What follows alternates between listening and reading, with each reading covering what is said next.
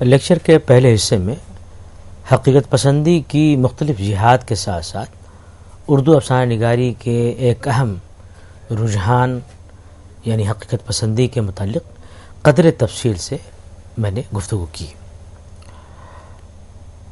اس گفتگو سے ہمیں یہ معلوم ہوا کہ حقیقت پسندی کیا ہے اور اس رجحان کی نمائندگی کرنے والے کون کون سے اہم افسانہ نگار ہیں۔ اس کے علاوہ ہمیں ان افسانوں سے یہ بھی معلوم ہوا کہ کس طرح سے فطری انداز میں حقیقت پسندی کو مختلف موضوعات اور مسائل کے تحت برتا گیا ہے۔ راشد الخیری، پریم چند اور پنڈت بدری ناتھ سدرشن کا ذکر ہوا اور جن موضوعات کو اور جن مسائل کو انہوں نے اپنے افسانوں میں برتا ہے اس کا بھی اجمالی انداز میں بیان ہوا۔ آپ جانتے ہیں کہ تاریخی طور پر تاریخی اعتبار سے دیکھیں تو 1930 تک اردو افسانے میں دو رجحانات متوازی طور پر چلتے ہیں، ایک حقیقت پسندی کا رجحان اور دوسرے رومان پسندی کا رجحان۔ آج ہماری گفتگو کا موضوع حقیقت نگاری کا رجحان ہے۔ اس ضمن میں ہم نے ابھی راشد الخیری، پریم چند اور سدرشن کی افسانہ نگاری میں حقیقت پسندی کی مثالیں دیکھی ہیں۔ ان کے علاوہ جن اور اہم افسانہ نگاروں نے حقیقت نگاری اور حقیقت پسندی کے فروغ میں اہم کردار نبھائے ہیں، ان میں اعظم کریوی، سہیل عظیم آبادی، علی عباس حسینی اور اپیندر ناتھ اشک کے نام اہم ہیں۔ آئیے ان افسانہ نگاروں کے بارے میں بھی بات کرتے ہیں۔ پہلا نام اعظم کریوی کا ہے۔ پریم چند اور راشد الخیری کی اصلاح پسندی اور حقیقت نگاری کو انہوں نے اپنے افسانوں میں بہت سلیقے سے برتا ہے۔ پریم چند کی فکر اور ان کے فن کو جس طرح انہوں نے اپنایا ہے وہ اہم ہے۔ وہ ہندوستان کی جو دیہی زندگی ہے، خاص طور سے مشرقی یوپی کی جو دیہی زندگی ہے، وہ جو دیہی علاقے ہیں، ان علاقوں کی جو زندگی ہے، وہاں کی جو معاشرت ہے اور وہاں کی جو تہذیب ہے، وہاں کا جو تمدن ہے، اس کی تصویر وہ پیش کرتے ہیں۔ گھاس پھوس کے جھوپڑوں میں رہنے والے کسانوں کی سادہ زندگی اور کھیت کھلیانوں کی فضاؤں کے ارد گرد اعظم کریوی اپنی کہانیوں کے تانے بانے بنتے ہیں۔ انہوں نے اس خطے کو اہمیت دی ہے جہاں کسانوں اور مزدوروں کے گیت مساوات کا درس دیتے ہیں۔ ان کے افسانوں کے کردار سماج کے وہ افراد ہیں جو اکثریت میں ہونے کے باوجود استحصال کا شکار ہیں۔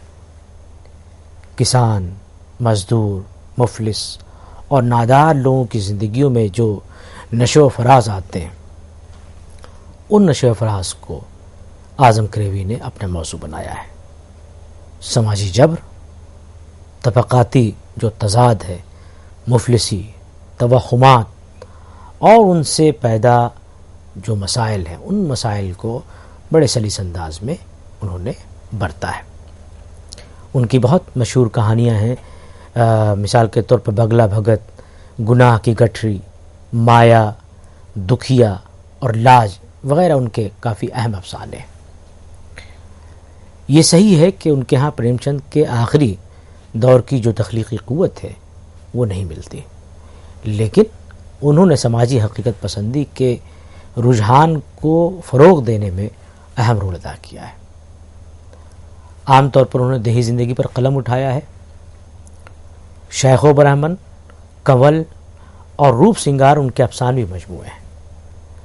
ان کے ہاں پریم چند کے اثرات بہت گہرے ہیں، بلکہ اس قدر گہرے ہیں کہ ان کے کئی افسانے جیسے کہ پنچایت ہے، خودداری ہے، قربانی ہے اور اچھوت، یہ سارے افسانے کے پریم چند کے افسانوں کے نام پر رکھے ہیں بلکہ، اور اس کے علاوہ پنچایت کی پوری فضا آپ دیکھیں، پنچایت افسانے کی جو پریم چند کا افسانہ ہے، اعظم کریوی اسی نام سے افسانہ لکھا ہے، اس افسانے کی پوری فضا پریم چند کے افسانے سے میل کھاتی ہے۔ لیکن بہرحال یہ ہے کہ ان کے ہاں اصلاح پسندی اور حقیقت نگاری کے فروغ کا ایک سلسلہ ہمیں نظر آتا ہے، اس لیے ہمیں ان کا نام یاد رکھنا چاہیے۔ دوسرا نام اس ضمن میں سہیل عظیم آبادی کا ہے۔ سہیل عظیم آبادی کا شمار ان افسانہ نگاروں میں ہوتا ہے جنہوں نے سماجی حقیقت نگاری کی روایت کو فروغ دینے میں اپنا اہم کردار ادا کیا ہے۔ انہوں نے بہار کی جو دیہی زندگی تھی اس کی حقیقی تصویریں پیش کی ہیں۔ بہار کے کسانوں کی دکھ بھری زندگی، سیلاب اور زلزلے کی تباہی اور معاشی استحصال ان کے جو ابتدائی افسانے ہیں، ان افسانوں میں ان کا جو موضوع ہے وہ یہی ہے۔ بہار کے کسان ہیں، زلزلہ ہے، سیلاب ہے۔ جاگیردارانہ خاندان سے ہونے کی وجہ سے وہ اس نظام کی خرابیوں کو جانتے تھے اور انہوں نے انسان کے درد و غم کو ترجیح دی، اولیت دی، اور اس کے ساتھ ہونے والی جو زیادتیاں تھیں ان کے خلاف احتجاج کیا۔ علاوہ ان کا ایک کافی اہم اور مشہور افسانہ ہے جس میں انہوں نے جاگیردارانہ نظام کے استحصالی کردار کے خلاف عوام میں جو غصہ پھوٹ رہا ہے، جو پنپ رہا ہے، جنم لے رہا ہے، غم و غصے کی جو لہر ہے اس کو بیان کیا ہے۔ زبان وہ سادہ لکھتے ہیں، تصنع سے پاک لکھتے ہیں، اور اس میں وہ دھیمی دھیمی آنچ دے کر ایک طرح کا گداز اور ہلکا درد پیدا کرتے ہیں، جس کی وجہ سے ہم دیکھتے ہیں کہ ان کے افسانوں میں تاثیر آ جاتی ہے۔ ماں، بیٹا، بھائی، بیوی، مختلف حیثیتوں سے انہوں نے انسانی کردار کا گہرا مطالعہ کیا ہے اور اسے سماجی حقیقتوں سے ٹکرا کر بعض بنیادی مسائل کی طرف اشارے کیے ہیں جو صرف انہی سے مخصوص ہیں۔ گھریلو زندگی سے بعض چھوٹے چھوٹے مسائل جنہیں عام طور پر افسانہ نگار نظر انداز کر جاتے ہیں، وہ انہی سے، یعنی ان چھوٹی چھوٹی باتوں سے جو زندگی کی گھریلو زندگی سے وابستہ ہیں، ان چھوٹی چھوٹی باتوں سے اپنے فن کو نکھارتے ہیں۔ ان کے جو مشہور افسانے ہیں وہ ہیں نانی، بھابھی جان، بیٹی کی واپسی، دل کا روگ، بیمار اور وقت کی بات۔ ان کے کچھ اہم افسانے ہیں، کچھ اہم اور عمدہ افسانے کہے جاتے ہیں، اور ان کے افسانوی مجموعے جو ہیں وہ اس نام سے چھپے ہیں: الاؤ، نئے پرانے اور چار چہرے والے۔ تیسرا نام اس ضمن میں آتا ہے علی عباس حسینی کا۔ گاؤں کی سادہ زندگی اور کھیت کھلیانوں کی بورباس کے ساتھ شہری مسائل کا گہرا مشاہدہ علی عباس حسینی کے افسانوں کا بنیادی موضوع ہے۔ دیہی اور شہری ماحول کی عکاسی، محنت کش جو طبقہ ہے، اس کے علاوہ جو مزدور اور کسان ہیں ان کی جو حالت زار ہے، ان کے افسانوں میں پوری طرح سے جلوہ گر ہے۔ دونوں ہی زندگیوں کی تصویریں یکساں خوبی کے ساتھ وہ کھینچتے نظر آتے ہیں۔ پریم چند کے بارے میں ایک بات کہی جاتی ہے کہ جو شہری زندگی ہے وہ اسے اجاگر کرنے میں اتنے کامیاب نہیں ہوئے، لیکن حسینی کو اس معاملے میں ان پر کہنا چاہیے کہ فوقیت حاصل ہے۔ اسلوب کے لحاظ سے بھی آپ دیکھیں کہ حسینی کے طرز تحریر میں کچھ زیادہ ہی دلکشی نظر آتی ہے۔ ان کے افسانے فنی نقطہ نظر سے بھی اہم ہیں۔ نظریاتی طور پر آپ دیکھیں گے تو ان کے افسانے جو ہے وہ غریبوں، بے کسوں اور پسماندہ طبقے کی حمایت کرتے نظر آتے ہیں۔ سماجی مسائل، سیاسی لوٹ کھسوٹ، روزمرہ کی صعوبتوں، ذلتوں، مکاریوں اور بے رحمیوں کو بڑے بے باکانہ انداز میں پیش کیا ہے۔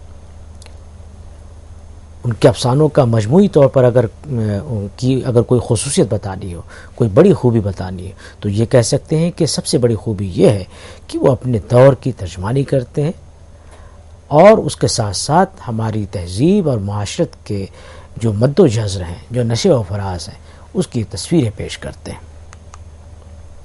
پہلا جو انہوں نے افسانہ لکھا وہ غنچۂ ناشگفتہ کے عنوان سے لکھا۔ ان کے کئی افسانوی مجموعے شائع ہو چکے ہیں، مثلاً باسی پھول، میلہ گھومنی، ICS، کچھ ہنسی نہیں ہے، ہمارا گاؤں، یہ سارے ان کے افسانوی مجموعے ہیں۔ ترقی پسند تحریک سے پہلے ہندو مسلم فرقہ وارانہ مبارافت کے خلاف کئی افسانے انہوں نے لکھے تھے، جن میں ان کا ایک افسانہ بہت مشہور ہوا اور کہنا چاہیے کہ وہ یادگار افسانہ ہے، اور وہ افسانہ تھا ایک ماں کے 2 بچے۔ اس کے بعد آپ دیکھیں کہ باسی پھول نام کا افسانہ، انسپکٹر کی عید، یہ مکمل افسانے بھی انہوں نے لکھے ہیں۔ ان افسانوں میں یعنی باسی پھول اور انسپکٹر کی عید میں متوسط طبقے کی رومانی کشمکش کا بھی عکس ہمیں نظر آتا ہے۔ پریم چند کا جو اثر تھا، یعنی کہ دائرہ اثر، وہ اس قدر بڑھا ہوا تھا کہ کوئی بھی اس زمانے میں جو لکھ رہا تھا، جو خاص طور سے جن لوگوں کا میں نے نام لیا ابھی، وہ سب ان کے اثر میں تھے، اور ان کے اثر سے علی عباس حسینی کے ہاں بھی آپ دیکھیں کہ جو دیہاتی زندگی ہے، اس دیہی زندگی کو انہوں نے اس کے جو مسائل ہیں اس کو اپنا خاص موضوع بنایا ہے۔ ابتدا میں ان کے ہاں علی عباس حسینی کے ہاں جو افسانے ہیں دیہات کے کسانوں کی معصومیت اور ان کی پرخلوص انسانیت کو پیش کرتے نظر آتے ہیں، لیکن بعد میں کچھ افسانے ہیں جیسے کہ آم کا پھل ہے یا کیا کیا جائے اور بھوک، یہ وہ افسانے ہیں جن میں انقلابی حقیقت نگاری کے نمونے ہمیں ملتے ہیں۔ علی عباس حسینی اس دیہی زندگی کے علاوہ جس موضوع کو برتتے ہیں وہ اس میں عورت کو ایک خاص مقام حاصل ہے۔ وہ عورت کے اس حق کا احترام کرتے ہیں کہ اسے اپنے جیون ساتھی چننے کا، اپنے رفیق حیات کے انتخاب کی آزادی ملنی چاہیے۔ وہ بیوہ عورتوں کو بھی زندگی سے محروم کرنے کے مخالف ہیں۔ اس کے علاوہ وہ عورت کو ہمدردی اور عزت کا مستحق خیال کرتے ہیں، اس عورت کو بھی جو طوائف ہونے کے باوجود گرہستن بننے کی آرزو مند ہے۔ کچھ ان کے افسانے ہیں جن میں اس طرح کی کہانیاں بیان ہوئی ہیں۔ یہ جو موضوعات میں نے بتائے، انسپکٹر کی عید، رفیق تنہائی، باسی پھول، بیوی، یہ وہ افسانے ہیں جن میں یہ ساری باتیں بیان ہوئی ہیں۔ علی عباس حسینی کے ہاں کچھ موضوعات بہت صاف طریقے سے جھلکتے نظر آتے ہیں۔ ان میں ایک بہت بڑا اور اہم موضوع عورت کا ہے۔ ان کا دوسرا جو موضوع ہے وہ ذات پات کا نظام ہے، جسے ہمارے ہاں دھرم کی تائید حاصل رہی ہے، اور اس کے سہارے آپ دیکھیں گے کہ جو اکثریت ہے، جو بڑا طبقہ ہے انسانوں کا، وہ اقلیت کی غلامی میں دے دیا جاتا ہے۔ باسی پھول جو افسانہ ہے ان کا، اس افسانے میں اس موضوع کو انہوں نے بہت کامیابی سے اور بہت سلیقے سے برتا ہے۔ 2 موضوع ہو گئے، ایک تو عورت کا موضوع ہو گیا، دوسرے ذات پات کا نظام کا موضوع ہو گیا۔ تیسرا موضوع علی عباس حسینی کا وہی ہے جو 20ویں صدی کے تیسرے اور چوتھے عشرے میں دونوں قوموں کے درمیان کا جو فاصلہ، یعنی ہندو اور مسلم قوموں کے درمیان کا جو فاصلہ ہے، اس کو وہ بیان کرتے ہیں۔ اور ابھی جس افسانے کا ابھی میں نے ذکر کیا، یعنی ایک ماں کے 2 بچے، یہ افسانہ اسی موضوع کو بیان کرتا ہے۔ تو بہرحال ان کے افسانے حقیقت پسندی کے عمدہ نمونے قرار دیے جا سکتے ہیں، اور اس طرح سے انہوں نے جو حقیقت نگاری کا جو ٹرینڈ ہے اردو میں، حقیقت نگاری کا جو میلان ہے، اس میلان کو فروغ دینے میں، اسے ترقی دینے میں اپنا بہت اہم کردار ادا کیا ہے۔ اس آخری حصے میں آخری نام اپیندر ناتھ اشک کا ہے۔ اپیندر ناتھ اشک کا جو افسانوی سفر ہے وہ 1926 میں ایک افسانہ انہوں نے لکھا تھا، ودھوا کے جذبات، اس افسانے سے شروع ہوتا ہے۔ یہ افسانہ جو روزنامہ پرتاب لاہور کا جو اتوار کا جو ضمیمہ ہوتا ہے اس میں شائع ہوا تھا۔ اس کی جو تکنیک ہے، اس کی جو حیت ہے، وہ شخصی خاکے کی حیت ہے، اور اسی تکنیک میں یہ لکھا گیا ہے۔ شخصی خاکے کی جو تکنیک ہے، اس تکنیک میں یہ افسانہ لکھا گیا ہے، اور جذبات نگاری کی کہنا چاہیے کہ یہ افسانہ عمدہ مثال ہے۔ ان کے بہت سارے 9 افسانے بھی مجموعے دستیاب ہیں۔ نورتن ہے، عورت کی فطرت، ڈاچی، کوپل، ناسور، چٹان، قفس، کالے صاحب اور ٹیرس پر بیٹھی شام، یہ سارے ان کے افسانوی مجموعے ہیں۔ انہوں نے معاشی اور سماجی مسائل کو اپنے موضوع ان کے جو افسانے ہیں ان افسانوں میں ان موضوعات کو موضوع بنایا ہے۔ ان کے بیشتر کرداروں کا تعلق نچلے اور درمیانی درجے سے ہے، جن کے روزمرہ کے مسائل اور مصائب کو انہوں نے بڑی خوبی سے پیش کیا ہے۔ عورتوں کی بے بسی، مجبوری اور پھر سماجی بندھنوں کے پاس و لحاظ کی عکاسی بھی کی گئی ہے، ساتھ ہی ساتھ اقتصادی بدحالی، جہالت اور تنگ نظری کے بھیانک نتائج کی نشاندہی بھی کامیابی سے کی گئی ہے۔ پریم چند کا جو رنگ و آہنگ ہے، اس کی پیروی کرنے والوں میں، اس کا اتباع کرنے والوں میں ان کا ایک خاص مقام ہے۔ ان کے ابتدائی افسانوں میں پریم چند اور سدرشن کے بہت گہرے اثرات نظر آتے ہیں۔ شروع میں رومانی میں اثرات سے متاثر ہوئے اور ان کا جو مجموعہ ہے ناسور، اس کے تمام افسانے آپ دیکھیں کہ رومانی رنگ و آہنگ لیے ہوئے ہیں۔ پریم چند کی روایت کو انہوں نے بہت آگے بڑھایا ہے۔ ان کے ہمعصر ایک افسانہ نگار اور ناول بھی انہوں نے لکھے ہیں، عزیز احمد۔ انہوں نے اپنی کتاب ترقی پسند ادب میں لکھا ہے، کوٹ، پریم چند کی روایت کی سب سے زیادہ نگہداشت اپیندر ناتھ اشک نے کی اور اپنے لیے موضوع اور بیان کے نئے راستے بھی تلاش کیے ہیں۔ وہ اس خیال کے حامی ہیں کہ افسانہ نگار ایک کامیاب مقرر کی طرح پہلے ہی فقرے سے ناظر کی توجہ کو اپنی گرفت میں لے لے اور پھر جو جو افسانے کو بڑھائے اپنے ناظر کی دلچسپیوں میں اضافہ کرتا جائے، حتیٰ کہ کلائمیکس پر پہنچ کر وہ اس طرح افسانے کو ختم کر دے کہ جو اثر وہ اپنے ناظر پر ڈالنا چاہتا ہے وہ تمام تر شدت کے ساتھ اس کے دل و دماغ پر مسلط ہو جائے۔ انکوٹ۔ اشک نے اپنے عہد کی حقیقتوں کو جس خوبی اور سچائی سے پیش کیا ہے وہ اپنی مثال آپ ہے۔ اس میدان میں ان کا کوئی ثانی نظر نہیں آتا۔ اشک کی افسانہ نگاری صحیح معنوں میں اس وقت پختہ ہوتی ہے جب ان کا افسانوی مجموعہ چٹان شائع ہوتا ہے۔ اس مجموعے کی بعض کہانیاں جیسے کاکڑا کا تیلی، بیگن کا پودا، چیتن کی ماں اور کھلونے وغیرہ فنی شعور اور خارجی مشاہدے کے اعتبار سے کافی اہم ہیں۔ افسانوں کے ذریعے سے معاشرے کو سمجھنے اور اس سے صحت مند بنانے پر خاص طور پر زور دیا ہے، اور اس میں یہ احتیاط برتی ہے، یہ احتیاط ملحوظ رکھا ہے کہ فن کے جو آداب ہیں وہ مجروح نہ ہو۔ ان کے جو دو افسانوی مجموعے شروع کے، نورتن اور دوسرا جو افسانوی مجموعہ عورت کی فطرت، ان افسانوں میں جو ان کی اس دور کی افسانہ نگاری ہے اس میں اصلاحی رنگ نظر آتا ہے۔ ان کی افسانہ نگاری کا جو جدید دور ہے وہ ان کے مجموعے ڈاچی سے شروع ہوتا ہے۔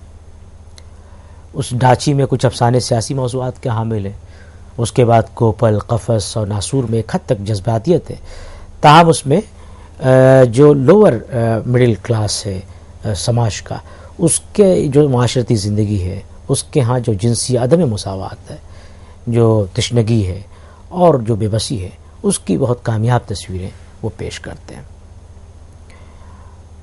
ڈاچی کے افسانوں میں اشک نے اس دنیا کا نقشہ کھینچا ہے جہاں غریب باپ کی معصوم بیٹی کے خوابوں کو مشیر مال اپنی قوت سے چھین لیتا ہے۔ ڈاچی جو کہانی ہے اس میں افسانے مجموعے میں اسی عنوان سے اس میں ایک کہانی بھی ہے، جس کا جو ابھی میں نے تھیم بتایا وہ یہی تھا کہ جو غریب باپ کی معصوم بیٹی ہوتی ہے اس کے خوابوں کو جو مشیر مال ہوتا ہے، فائنینشیل ایڈوائزر ہوتا ہے، وہ اپنی قوت سے کھینچ لیتا ہے۔ جب اسے پڑھیں گے تو اندازہ ہوگا۔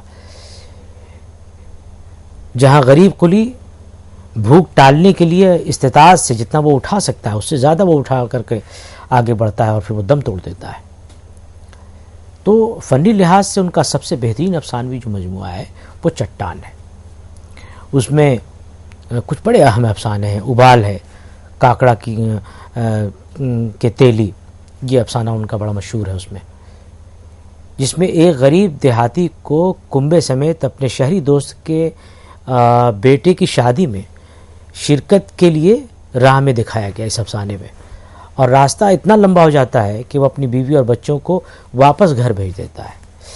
تو آپ دیکھیں گے چھوٹی چھوٹی آرزوؤں کی تکمیل، یعنی شہری دوست کے گھر پہ شادی ہے، وہاں پہ اس میں شریک ہونے کے لیے جاتا ہے، لیکن راستہ بہت لمبا ہو جاتا ہے۔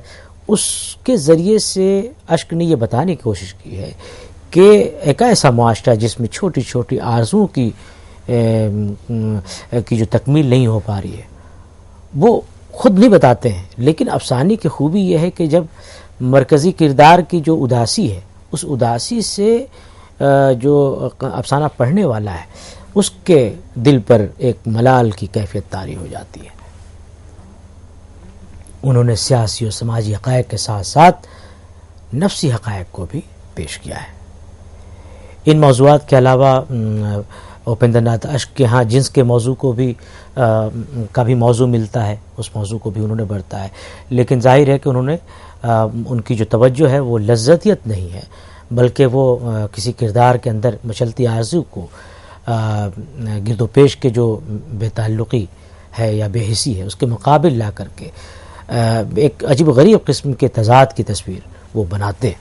تو لذتیت ان کے جنسی افسانوں میں نہیں ہے، بلکہ اس کو ایک فنی طور پر بہت ہی مضبوط کہنا چاہیے کہ چوکھٹے میں اسے رکھ کر کے پیش کرتے ہیں۔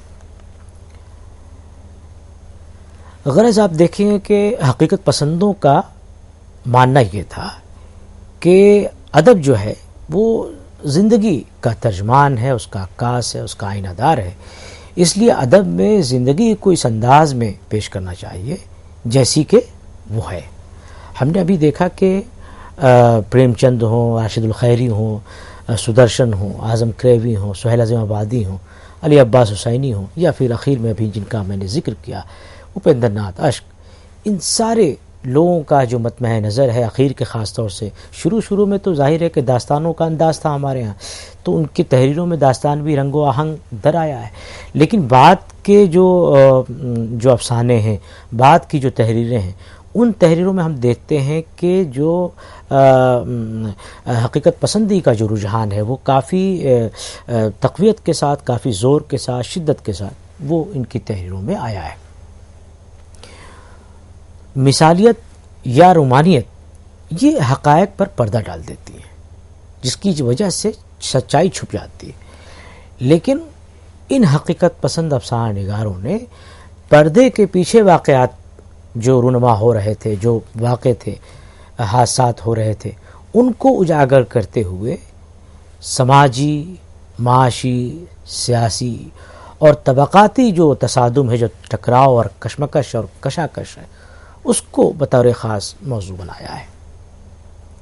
ابھی جن افسانہ نگاروں کا ہم نے اجمالی مطالعہ کیا ہے، ایک سرسری مطالعہ کیا ہے، ان کو سمجھنے کی کوشش کی ہے، ان کے افسانوں سے بھی اس نظریے کی بخوبی وضاحت ہوتی ہے۔ راشد الخیری، پریم چند، سدرشن، اعظم کریوی، سہیل عظیم آبادی، علی عباس حسینی اور اپیندر ناتھ اشک جیسے حقیقت پسند افسانہ نگاروں کے افسانوں میں ہم نے حقیقت پسندی کے مختلف پہلوؤں کو دیکھا ہے، مختلف جہات کو دیکھا ہے۔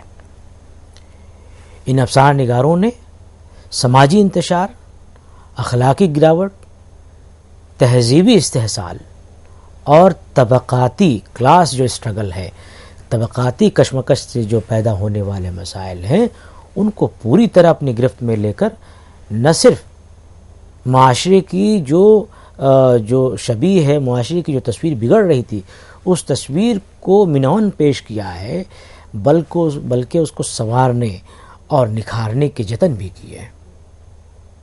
جیسے آپ نے دیکھا راشد الخیری کا جو ہے بہن کا خط ہوتا ہے، نصیر اور خدیجہ میں آپ نے دیکھا کہ خط کی شکل میں وہ افسانہ ہے، اور اس میں وہ اپنے بھائی کو نصیحت کرتی ہیں کہ بچوں کی تربیت کیسے کرے۔ تو ان کے ہاں اور ان سارے افسانہ نگاروں کے ہاں میں اس طرح کی چیزیں ملتی ہیں۔ تو یہ جو تصویریں ہیں، ان افسانہ نگاروں کے افسانوں میں جو ہمیں تصویریں نظر آتی ہیں، یہ تصویریں غریبوں کی بے بسی اور امیروں کی بے حسی کی تصویریں ہیں، بدحال کسانوں اور مزدوروں کی فاقہ مستی کی تصویریں ہیں، مذہب کے جو اجارہ دار ہیں اور سماج کے جو ٹھیکہ دار ہیں ان کی منافع خوری کی تصویریں، زمینداروں کی لوٹ کھسوٹ اور سرمایہ داروں کے جبر و تشدد کی تصویریں۔ افسانہ کا قاری سماج کی ان رنگا رنگ تصویروں کی صداقت کو دیکھ کر تلملا اٹھتا ہے، کیونکہ مذکورہ نقطہ نظر میں، یعنی حقیقت پسندانہ جو نقطہ نظر ہے، اس میں زندگی کی جو سچائی کا اعتراف ہے، سماج کا جیتا جاگتا پیکر ہمارے سامنے، قاری کے سامنے آ جاتا ہے۔ تو اس ادبی رجحان کا جو مقصد ہے وہ مقصد یہ ہے کہ معاشرے سے بیگانگی دور ہو، یعنی ایک فرد دوسرے کو اپنے سے مانوس سمجھے، اس کے درد کو اپنا درد سمجھے، لا تعلقی کا خاتمہ ہو، اجنبیت کے احساس کو ختم کر کے ان ٹوٹوس پورے مجموعی طور پر معاشرے کو، قوم کو ایک متحرک اور فعال بنانے کا مقصد تھا، تاکہ جو پچھڑے ہوئے اور پسماندہ اور کچلا ہوا جو طبقہ ہے اس میں آگے بڑھنے کا عزم پیدا ہو، اس میں یہ آگے بڑھنے کا عزم بھی اور حوصلہ بھی پروان چڑھے، اور وہ اپنی استعداد اور پسند کے مطابق، جو ان کی پسند ہے، جو ان کی خواہش ہے، جو ان کی صلاحیت ہے، اس کے مطابق وہ ترقی کی راہ پر گامزن ہو، کیونکہ دیکھیے کسی بھی صالح معاشرے کی پہچان یہی ہے، اور اس کے ذمہ داران کا فریضہ بھی یہی ہے کہ وہ ایسا ماحول دیں تاکہ حاشیے پر بیٹھا ہوا آدمی بھی وہ اپنے آپ کو پورا سب کے ساتھ محسوس کر سکے، ایسا نہ ہو کہ وہ اپنے آپ کو پسماندہ یا پچھڑا ہوا محسوس کرے۔ بہت بہت شکریہ۔